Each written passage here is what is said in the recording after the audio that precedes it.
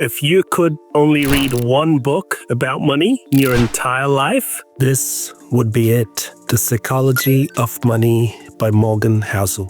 Not just it'll teach you about finance, but because it'll completely rewire the way you think about wealth, risk, and what actually makes you happy. I'm talking about a total paradigm shift, and in the next 10-15 minutes, I'm gonna break down why this book is an absolute masterpiece and why this needs to be your number one pick. Morgan starts with a fascinating story about Ronald Read. You've probably never heard of him. He was a janitor and a gas station attendant his entire life. Lived in the same small house for decades, drove the same old car, and wore the same jacket every day of his life. When he died, everyone expected nothing. Maybe a small savings account, but turns out Ronald Read left behind $8 million. But how? He wasn't brilliant. He even didn't win the lottery. He just quietly bought stocks, let them sit for decades, and never touched them. No panic selling, no chasing trends, just patience and discipline. Meanwhile, there are people making $500,000 a year, but can't save much because they're too busy trying to look rich. So let's start with the first one.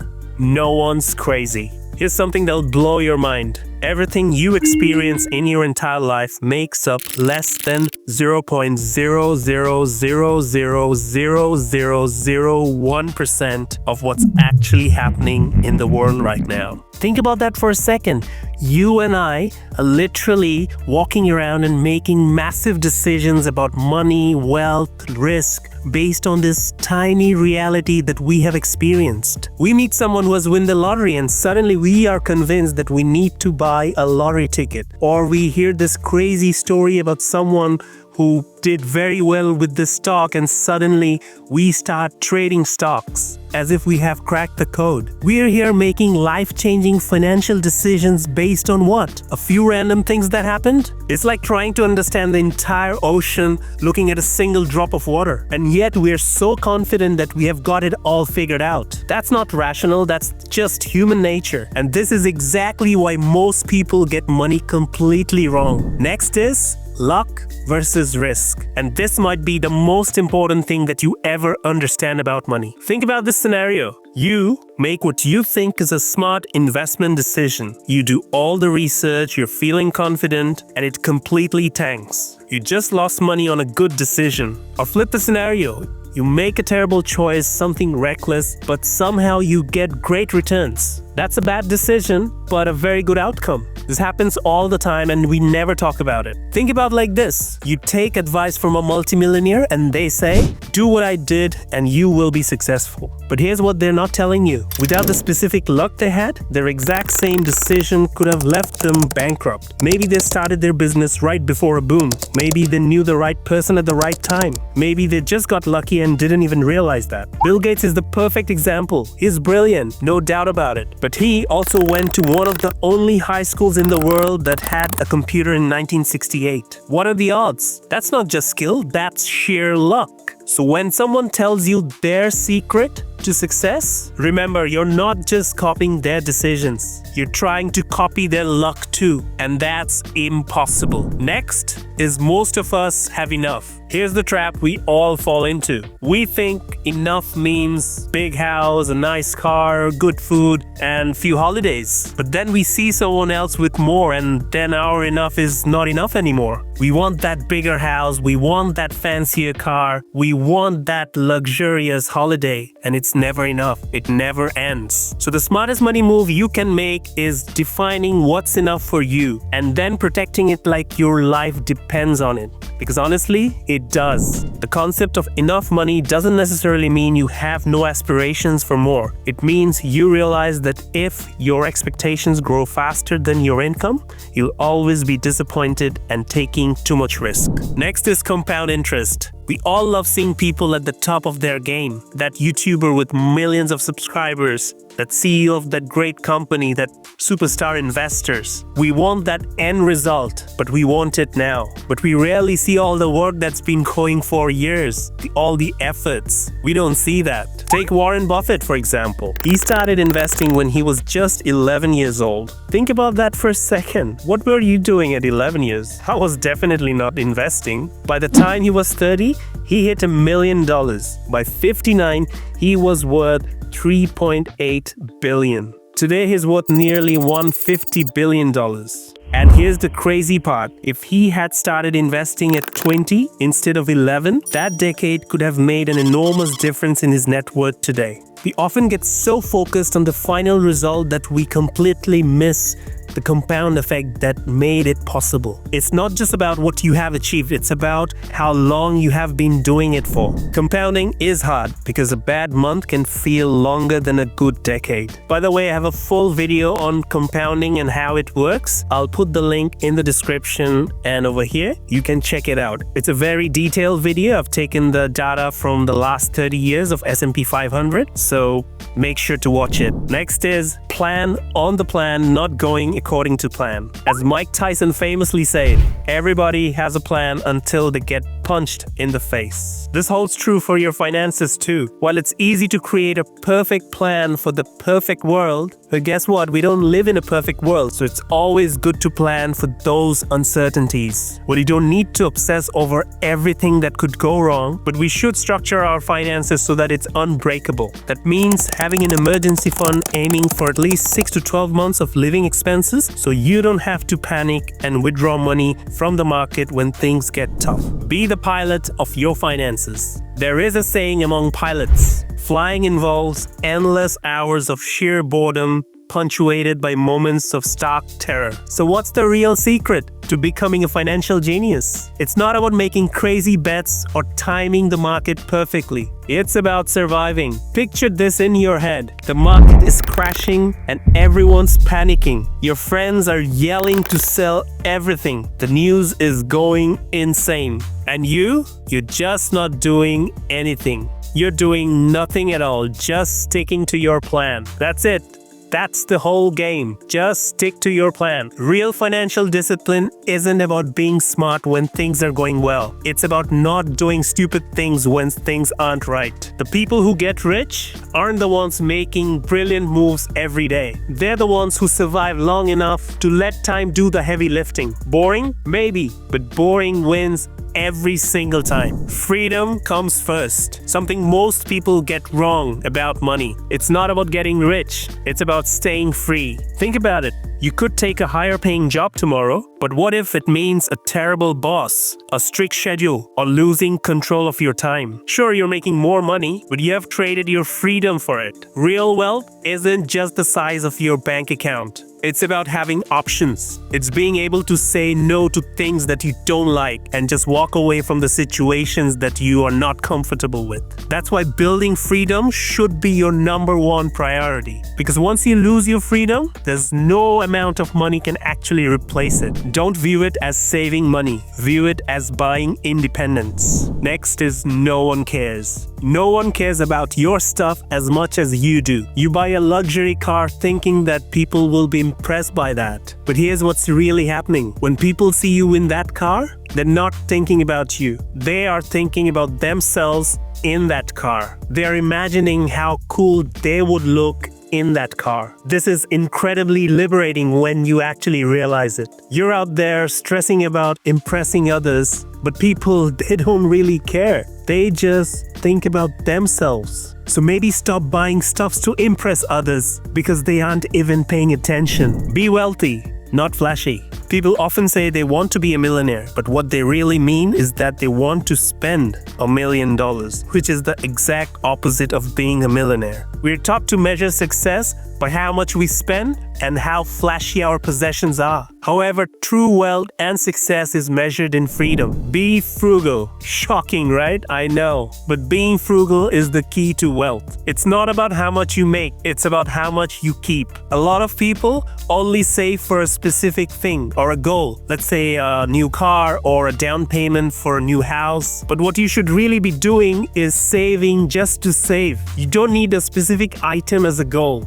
You are saving to buy freedom, to live life in your own terms. Because you already know that stuffs won't make you happy. Doing well with money has a little to do with how smart you are and a lot to do with how you behave. Never tell the odds. Well, the odds of making money in the stock market, it's quite interesting. If you invest on a random day, you have a 50-50 chance of making money. Over a year, your odds go up to 66%. 10 years, it jumps to 88%. But if you stay in the market for 20 years, your chance of making money is 100%. This shows how important it is to stay in the market for the long haul. You don't need to panic when the market goes down. You don't need to do silly things. You just need to be consistently investing for the long term. That's how you truly take the advantage of compound interest and practically guarantee your success. Tell your own future. We are terrible at telling our own future. Think about it. Most of us are still in a career that we chose when we were 18 or 19. The odds that an 18-year-old could pick a job that they would find fulfilling and genuinely enjoy for the next 40 years are astronomically low.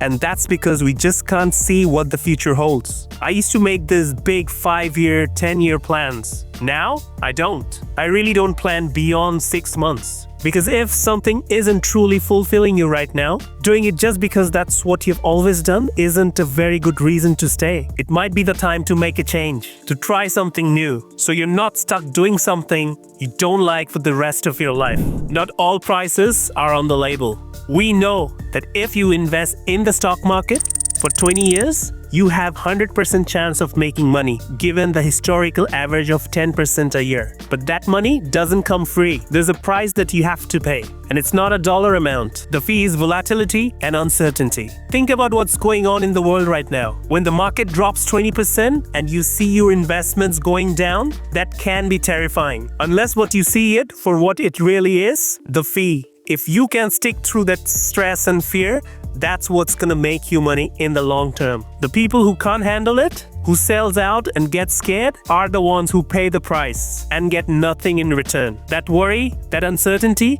that's the price you pay for the big returns that you're gonna make down the road. You're not me, which is obvious. You're not me, and I'm not you. When we look for financial advice, a lot of what we hear is very general. Statements like, if you invest this way, it will be a good decision. But that's not necessarily true for everyone. You have to be incredibly careful who you listen to. A decision that's perfect for an 18-year-old who's just starting out can be a terrible one, someone who is 30 with a family, and completely wrong for a 50-year-old who's planning for retirement. So remember, you need to take any advice, including mine, with a grain of salt. You have to adapt it to your unique circumstances because everyone's situation is unique and everyone's situation is different. Negativity sells. It's true. It's everywhere. Think about it. If some expert writes an article saying the stock market is going to go up 50% next year, no one really cares. It's good news, but it's not exciting.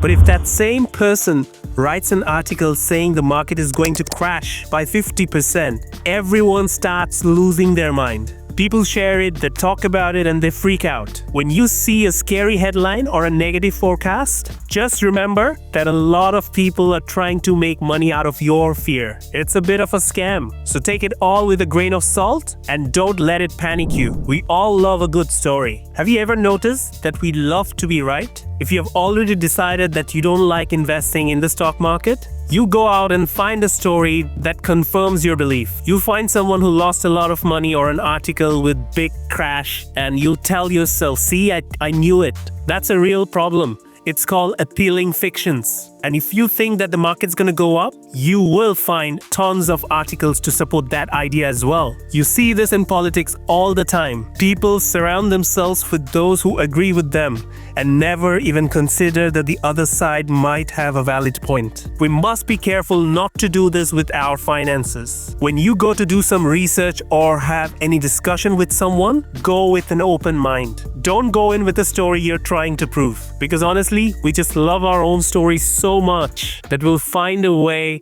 to make it true. Less ego, more wealth. Here's the formula for actual wealth that Morgan shared, and it's stupidly simple. Saving money is the gap between your ego and your income. Let me say that again.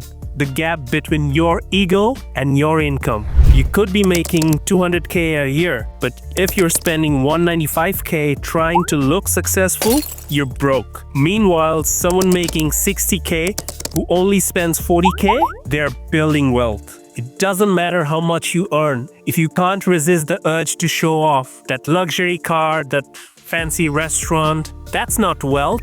That's your ego eating up your future. Real wealth is quiet. It's what working for you in the background while everyone else is busy buying stuffs to impress others. So ask yourself, are you building wealth or are you just funding your ego? Your savings rate is just the difference between your ego and your income. You need to sleep at night. Chasing the highest possible return isn't the best goal. What you should be really aiming is much simpler. Being able to sleep at night. When you're looking at an investment, ask this simple question. Will this let me sleep at night? If the answer is no, if it's going to cause a lot of stress and worry, then maybe it's not the right move. The peace of mind you get from a secure financial situation is worth far more than a little extra return. It's just not worth losing sleep over. Investing doesn't have to be complicated. A lot of people get overwhelmed with all the options. Real estate, stock, bonds, crypto, you name it, there are so many options these days. And because of that,